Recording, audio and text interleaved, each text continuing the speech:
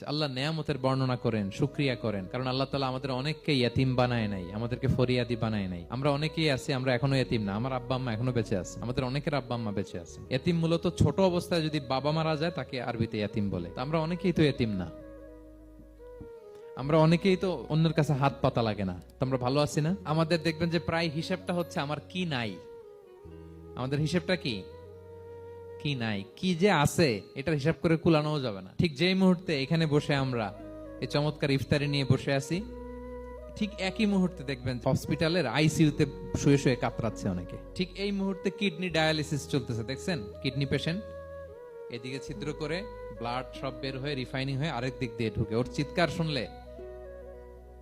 Burn ইউনিটে গেছেন কখনো?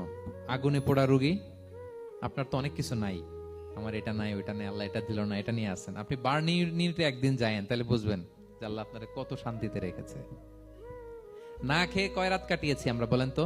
কত লোক বাড়ি ভাড়া পরিশোধ করতে পারে না, ঋণের বোঝায় জর্জরিত, দুরারোগ্য ব্যাধিতে আক্রান্ত, ক্যান্সারের লাস্ট স্টেজে।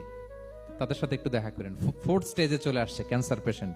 তার চেহারা, তার খাবার, তার চলাফেরা, কিভাবে তার প্রতিটা সেকেন্ড কাটে, একটু দেখে আসবেন, তাইলে বুঝবেন যে কত আল্লাহর দেয়া নেয়ামতের সাগরে হাবুডুবু খাই আমরা।